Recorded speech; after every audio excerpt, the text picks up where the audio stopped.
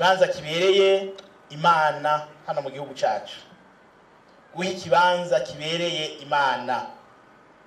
Ibi rero bikaba bizogaragarira mu ndahiro indongozi zimwe zimwe zizogira imbere yo gutangura amabanga. Ibi rero bigatuma ari ukugaragaza yuko atawura icyo atinya, naho yoba ari umukuru w'igihugu mugabo amenya yuko hariho Imana iri hejuru yiwe, kandi ko ategerezwa gukora neza, gukorera neza bene igihugu yisunze ijambo ry'Imana, kandi akamenya yuko abene igihugu ajejwe ategerezwa kubabungabunga, kubaha amahoro n'umutekano, kubateza imbere. Uno munsi aha tuvuga ngo ubumwe, ibikorwa n'amajambere, bo bavuga bati Imana, umwami, Uburundi.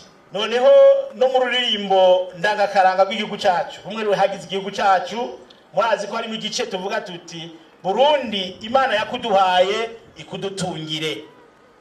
None byoshoboka gute ko ibyo byose biba bimeze uko?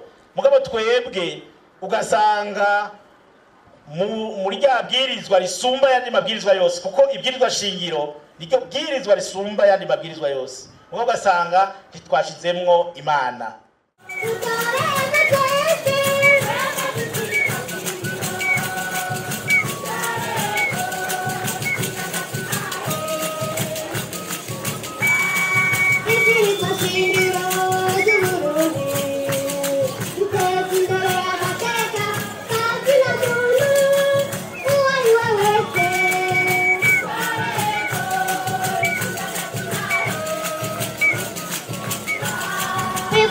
Shingiro